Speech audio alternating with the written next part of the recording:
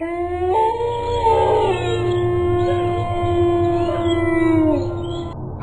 दोस्तों, भूत या कहानी चैनल में आपका स्वागत है। अगर भूत प्रेत चुड़ैलों की रियल हॉरर स्टोरी सुनना पसंद करते हैं तो जल्दी से मेरे चैनल को सब्सक्राइब करें। अब शुरू करते हैं आज की कहानी। यह एक चुड़ैल की कहानी है जिसमें संदीप नाम के एक लड़के को एक बार चुड़ैल से हुआ सामना।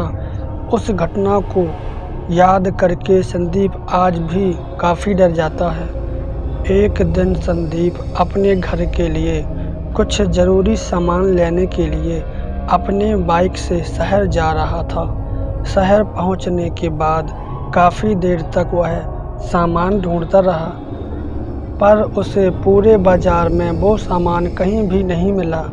परेशान होकर वो इधर उधर घूमता रहा। शाम भी हो चुकी थी, उसे घर भी जाना था, इसलिए अंत में थक हार कर वो वापस अपने घर जाने का फैसला लिया। वह शहर से थोड़ा आगे निकला ही था कि तेज़ी से आती हुई कार से उसका एक्सीडेंट हो गया।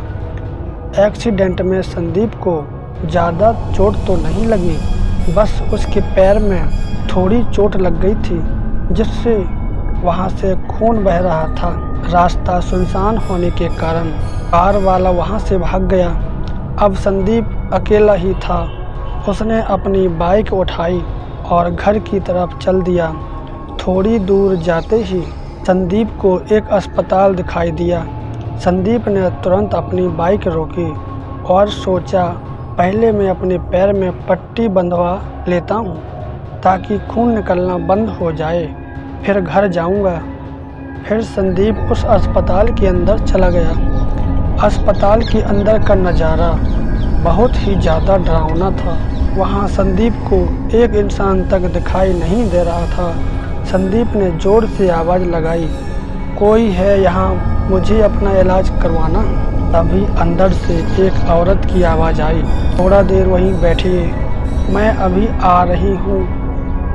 लड़की की आवाज़ सुन के संदीप थोड़ा शांत हुआ और वहीं के पास टेबल पर बैठ गया। संदीप के बैठते ही वहाँ की लाइट बंद चालू होने लगी और किसी औरत के डरावने तरीके से हंसने की आवाज़ आई। संदीप थोड़ा घबराया पर खुद को समझाते हुए बोला, ये शायद मैडम की आवाज़ होगी। फिर एकदम से ज़ोर से चीखने की आवाज़ आई। संदीप इतना सुनते ही संदीप एकदम से डर गया और टेबल से खड़ा होकर बाहर निकलने लगा।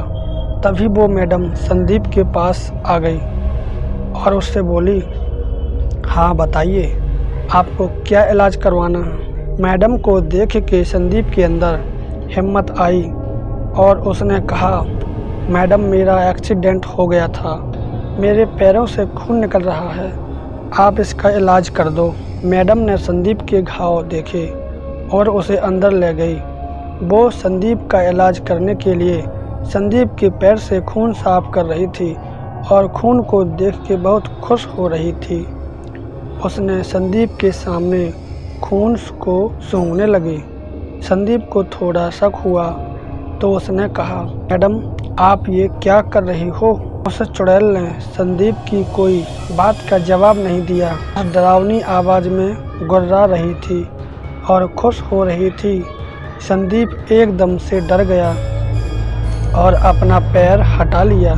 संदीप के ऐसा करते ही वो चुड़ैल एकदम गुस्से से अपने असली रूप में आ गई।